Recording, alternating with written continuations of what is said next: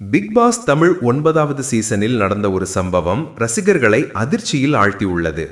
கானா வினோத்துக்கும் ஆதிரைக்கும் இடையே நடந்த கடுமையான வாக்குவாதம் தற்போது இணையம் முழுவதும் பேசப்படும் விஷயமாகியுள்ளது. விஜய் டிவியில் ஒளிபரப்பாகி வரும் இந்த பிரபலமான ரியாலிட்டி ஷோவில் watermelon star Divakar, VJ Parvathy, Gaana Vinoth உள்ளிட்டோர் கலந்து கொண்டுள்ளனர். ஒரு டாஸ்கின் போது உணவு தயாரிப்பு நடந்து கொண்டிருந்த போது கானா வினோத் தரையில் அமர்ந்து தனது கால்களை நீட்டியிருந்தார். அந்த நேரத்தில் ஆதிரை ஏதோ விஷயத்தில் அவருடன் வாக்குவாதத்தில் ஈடுபட்டார்.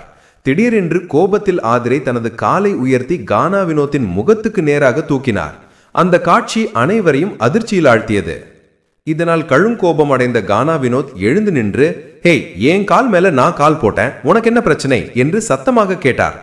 அதற்கு ஆதிரை வீசட்டா வீசட்டா என்று கத்தியபடி பாட்டிலை எடுக்க முயன்றார். உடனே கானா வினோத்தும் 2 பாட்டில்களை எடுத்து, "நான் போடவா?" என்று எதிர்த்தார்.